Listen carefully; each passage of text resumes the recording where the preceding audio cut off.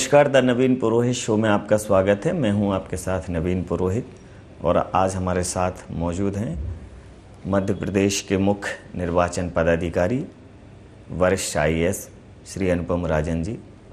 राजन साहब का IND24 में बहुत बहुत स्वागत है। धन्यवाद आपका।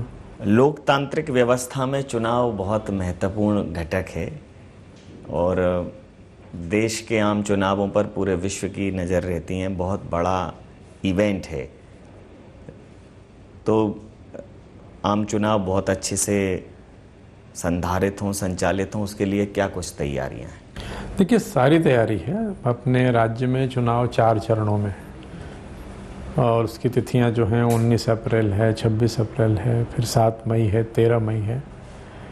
इसको लेकर के मतदान केंद्रों की व्यवस्था से लेकर के और मतदान दलों का गठन, उनकी ट्रेनिंग, मशीनों की व्यवस्था, फिर उसके बाद लॉ एंड ऑर्डर के हिसाब से जो नाकों पे फोर्स लगाना, उन जो अवैध परिवहन, कई बार मदिरा का, पैसे का, कई अवांछित वस्तुओं का, उनकी चेकिंग करना, उनको देखना।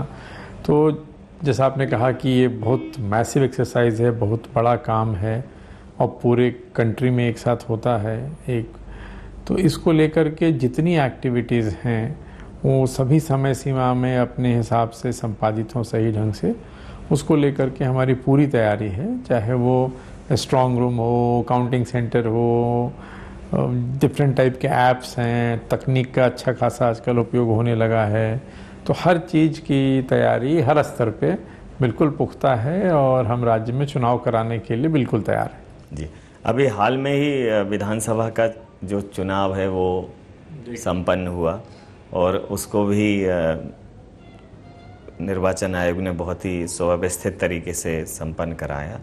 तो सबसे बड़ी चुनौती, मतलब चुनौती से तो पार पाना काम है, लेकिन ऐसी कौन सी चुनौती है जो आपको लगता है कि इस आम चुनाव में और ज़्यादा काम करने की ज़रूरत है? देखिए, हम लोगों ने लगभग 4 महीने पहले बहुत सफलतापूर्वक विधानसभा के चुनाव कराए, जिसमें वोटर टर्नआउट भी, जो वोटिंग परसेंटेज था हमारा, वो 2018 के विधानसभा चुनाव से ज़्यादा था, 2.5% ज़्यादा था। पिछली बार हम 75% के आसपास थे, इस बार हम 78% के आसपास हैं। तो ऐसी कोई बहुत बड़ी चुनौती मैं नहीं देखता, क्योंकि विधानसभा में टीम वही है, सारी टीम जिलों में भी और राज्य स्तर पर भी वही टीम है। 2-3 महीने पहले ही वो एक्सरसाइज की गई है, तो उसी चीज़ को थोड़ा और व्यवस्थित ढंग से करना है, या ये कहें जैसे हम लोग परीक्षा के समय रिवीजन करते हैं, तो उस चीज़ को नए एक बार फिर से वही चीज़ सेट ड्रिल है जिस पे काम करना है। लोकसभा चुनाव में बराबर मैं ये कहूँगा कि थोड़ी सी आसानी हो जाती है, इसलिए कि विधानसभा चुनाव एक चरण में होते हैं। एक ही तारीख को पूरे 64,523 जो हमारे मतदान केंद्र थे विधानसभा चुनाव के दौरान, उन सभी पे एक ही दिन में हमने चुनाव करवाया।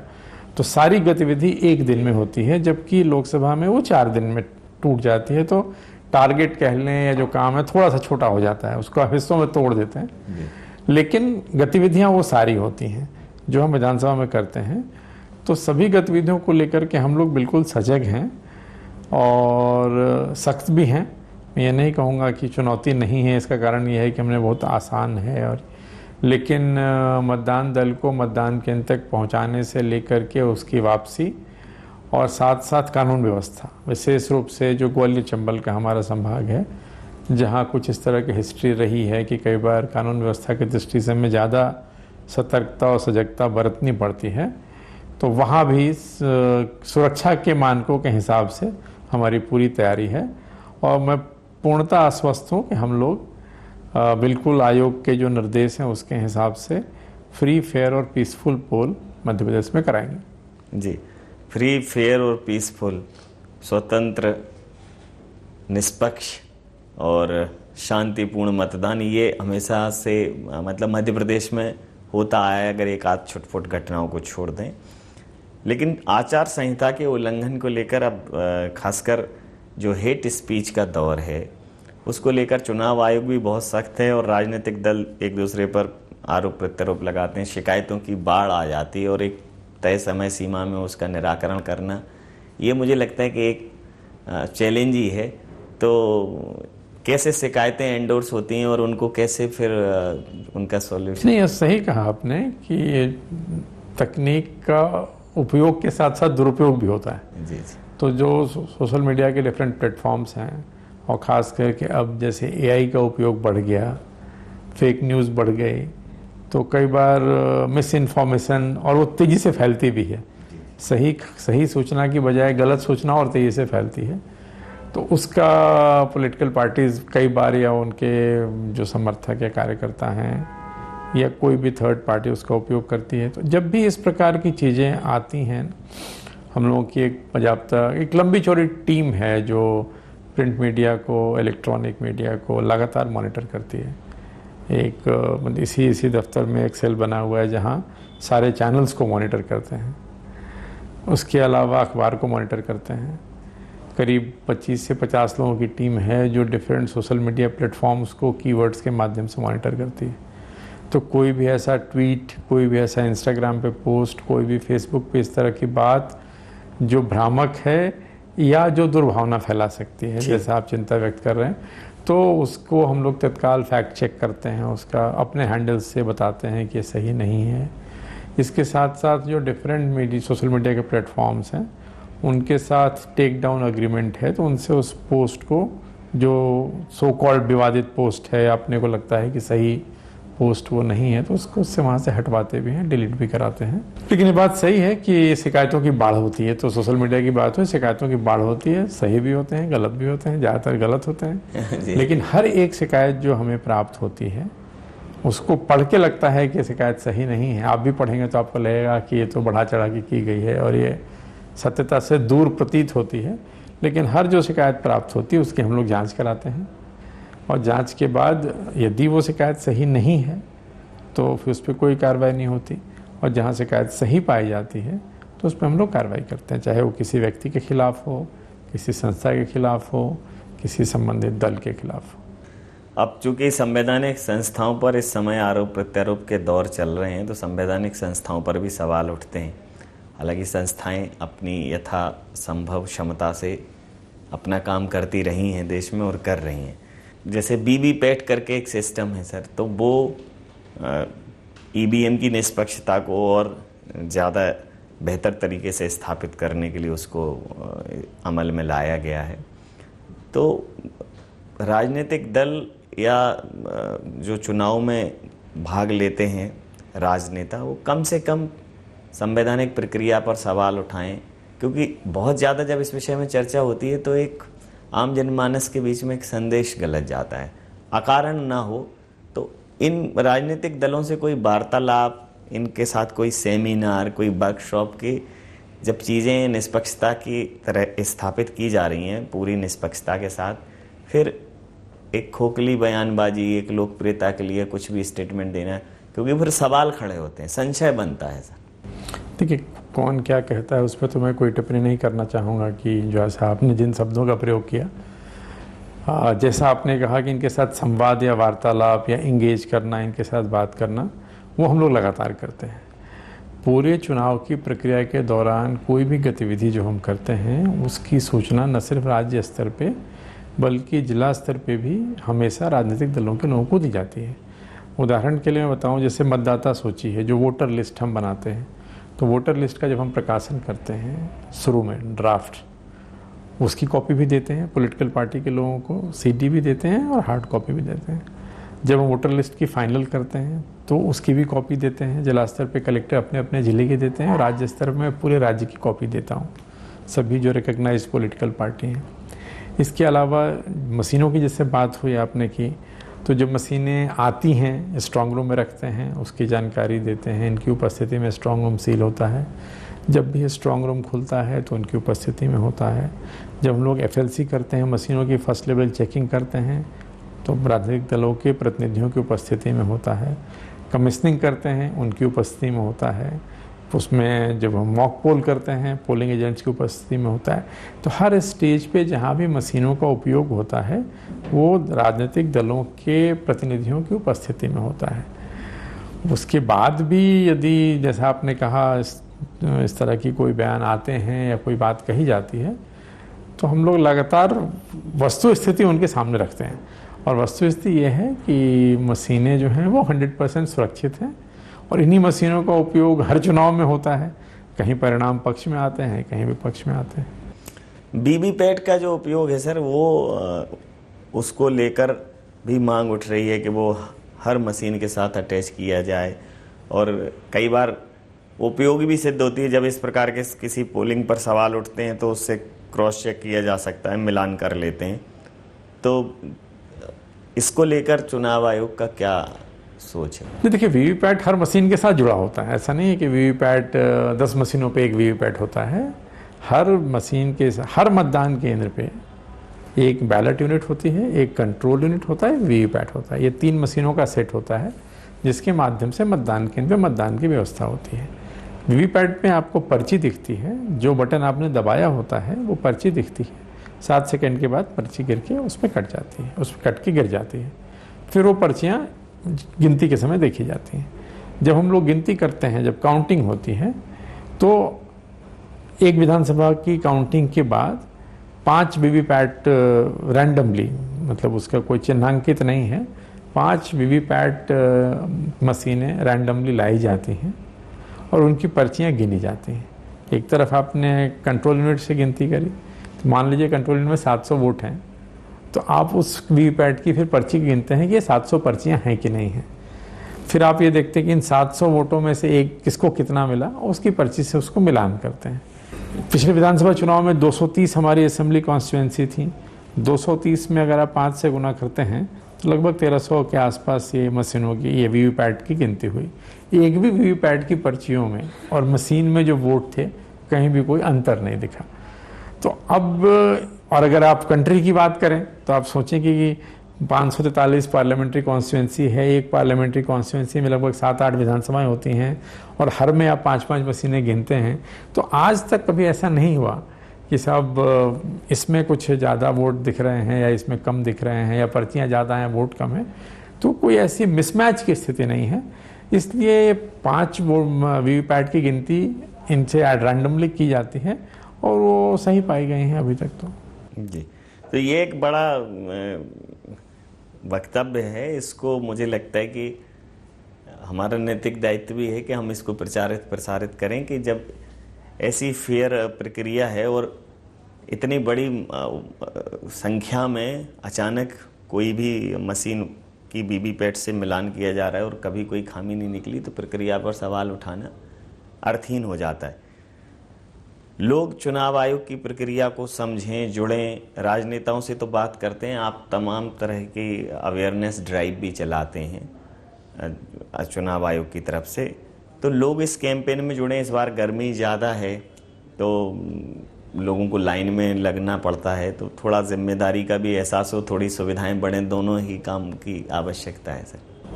नहीं, ये सही है कि इस बार जब चुनाव होंगे, जो तिथियाँ डिक्लेयर्ड हुई हैं उसमें गर्मी का प्रकोप होगा, गर्मी ज़्यादा रहेगी, तो हम लोगों ने व्यवस्था की है कि हर मतदान केंद्र पे शेड्स की व्यवस्था हो, टेंट की व्यवस्था हो, पीने के पानी की व्यवस्था हो, दवाइयों की व्यवस्था हो, ORS किट्स वगैरह हो, और जो स्थानीय स्तर पे कलेक्टर्स को कहा गया है कि जो भी और व्यवस्था की जा सकती है, लोगों के वेटिंग एरियाज़ हों, भीड़ कम हो, लाइनें जो हैं उसको मैनेज किया जाए इस तरह से कि वोटिंग आसानी से हो, सुगमतापूर्वक हो। जी, पिछले साल जो 80 साल के ऊपर वृद्ध वोटर थे पिछले चुनावों में, तो उनको घर पर ही उनसे वोटिंग करवाने का एक ड्राइव किया था। तो इस बार वयोवृद्ध जो हमारे वोटर्स हैं उनको परेशान ना होना पड़े, तो वही प्रक्रिया रहेगी है? हाँ, प्रक्रिया वही है, सिर्फ वो 80 वर्ष की जो सीमा थी उसको बढ़ा के 85 कर दिया गया है। तो 85 ईयर्स से ऊपर के जो लोग हैं, एक तो वो लोग, और दूसरे जो हमारे दिव्यांग साथी हैं जिनकी दिव्यांगता 40% से ज़्यादा है, ये यदि घर से वोट डालने का विकल्प देते हैं या उसका विकल्प का चयन करते हैं, हर व्यक्ति तक एक हम फॉर्म पहुंचाते हैं BLO के माध्यम से। यदि वो ये विकल्प देते हैं कि वो घर से वोट करना चाहते हैं, तो हम लोग घर से उनका वोट कराएंगे। एक्चुअल मतदान के दिन के 5 दिन पहले हम लोग इस तरह से रूट चार्ट और प्रोग्राम बनाते हैं, पोस्टल बैलेट के माध्यम से उनका मतदान होता है और वो घर से वोट करते हैं। पिछले विधानसभा में लगभग 65,000 लोगों ने इस सुविधा का लाभ लिया था। तो हो सकता है, मुझे उम्मीद है कि लोकसभा में भी जो लोग इसका लाभ लेना चाहेंगे उनको लाभ दिया जाएगा। अनुभव लेकिन ये रहा है कि अभी भी लोग मतदान केंद्र पे जा कर के वोट डालना ज़्यादा पसंद करते हैं। शायद वो लोगों से मिलना जुलना, एक वो जो भाव आता है कि मैं मतदान केंद्र पे गया और जा कर के मैंने वोट दिया और इस प्रक्रिया का मैं हिस्सा बना। तो अभी भी ये देखा गया है कि बुजुर्ग लोगों का भी जो जज्बा है, वो उम्र भले ज़्यादा हो गई हो, लेकिन प्रजातंत्र में मतदान केंद्र तक जाकर के वोट देने का जो उनका जज्बा है वो आज भी कायम है। जी, और बुजुर्गों के साथ सर दिव्यांगों और बच्चों के लिए भी विशेष व्यवस्था निर्वाचन आयोग करता है। कई जगह तो महिलाओं की भागीदारी बढ़ाने के लिए पिंक बूथ्स डेवलप किए गए थे कि यहाँ आके महिलाएं वोट कर सकती हैं, और उसका बहुत अच्छा रिस्पॉन्स रहा। तो ऐसा कोई नवाचार इस बार? नहीं, पिंक पोलिंग बूथ हम लोगों ने विधानसभा के दौरान भी काफ़ी बनाए थे। इस बार भी लगभग हम 3,500 के आसपास पिंक पोलिंग बूथ बनाएंगे। पिंक पोलिंग बूथ के माध्यम से ये है कि वहाँ जितने मतदान दल के लोग होते हैं सभी महिलाएं होती हैं, तो एक तो जो महिला सशक्तिकरण है उसको बढ़ावा मिलता है। इसी तरह से हम दिव्यांग बूथ भी बनाते हैं, ऐसे मतदान केंद्र बनाते हैं जहाँ मतदान दल में 4 लोग होते हैं, वो चारों हमारे दिव्यांग साथी होते हैं।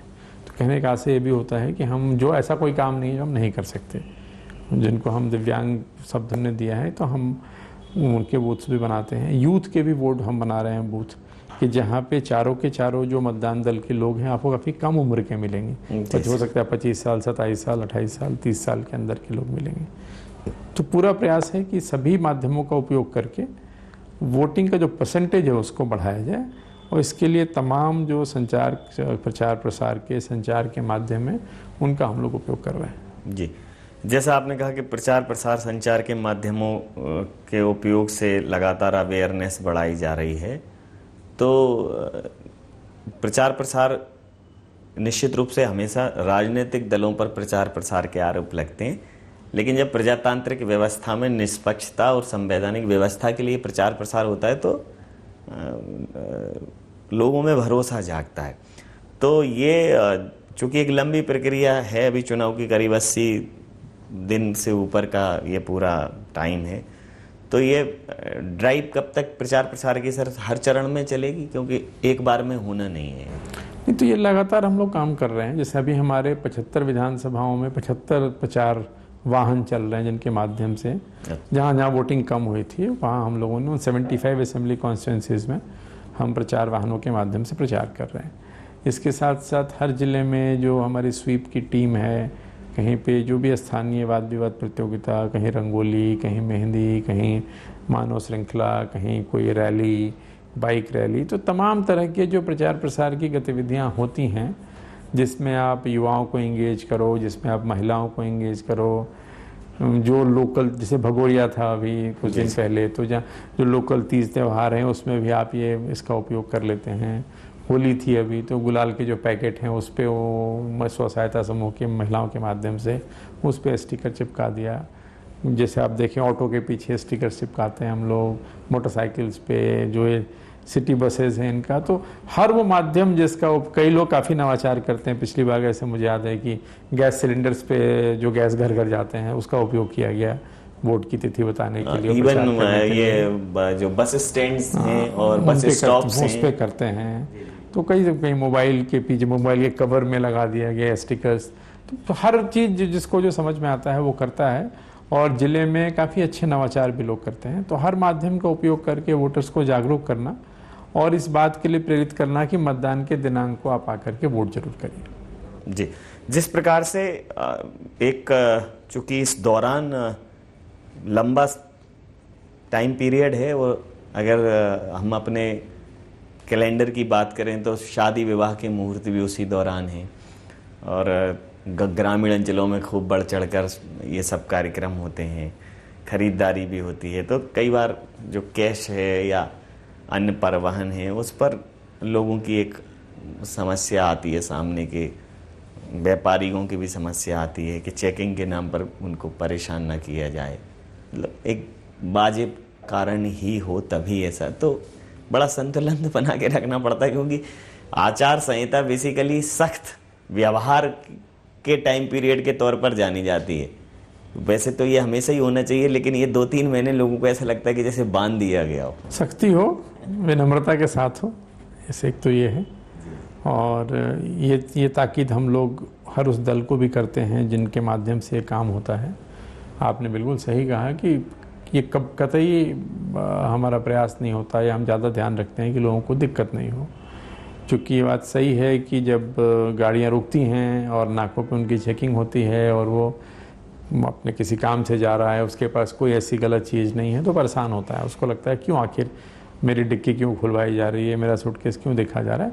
लेकिन चूँकि कई बार ऐसा पाया गया है कि अवैध तरीके से लिकर का ट्रांसपोर्टेशन हो रहा है, अवैध तरीके से कैश का ट्रांसपोर्टेशन हो रहा है, तो हमें चेकिंग करनी पड़ती है। लेकिन हम लोग इस बात का ध्यान रखते हैं कि आम जनता को, आम ट्रैवलर्स को कम से कम परेशानी हो और हमारा व्यवहार जो उनके साथ है वो संयमित हो और विनम्र हो।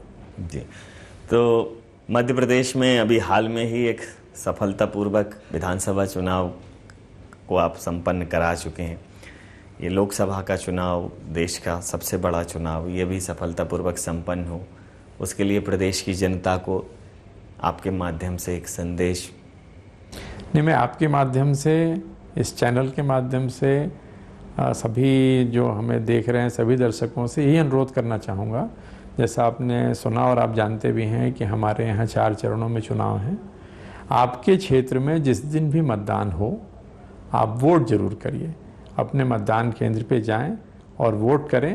प्रजातंत्र में ये सिर्फ हमारा अधिकार नहीं है, एक बहुत बड़ी जिम्मेदारी है और इस जिम्मेदारी को निभाइए।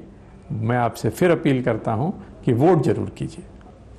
तो प्रजातंत्र के इस यज्ञ में आप अपनी आहुति दें, सिर्फ अपने अधिकार का ही नहीं, एक कर्तव्य है जो अधिकार की परिधि में आता है, अपने मताधिकार का बढ़ चढ़कर प्रयोग करें। निष्पक्षता के साथ शांतिपूर्ण तरीके से मतदान की प्रक्रिया में हिस्सा लें। सर, तमाम सारे पहलुओं पर आयोग की संरचना को, आयोग की कार्यप्रणाली को, आयोग के उद्देश्य को, इन प्रश्नों ने जनता तक पहुंचाने में निश्चित रूप से मदद की होगी। आपने हमें इतना समय दिया, हमारे तमाम सवालों के सहजता से जवाब दिए। आपका बहुत धन्यवाद। आपका भी बहुत बहुत धन्यवाद।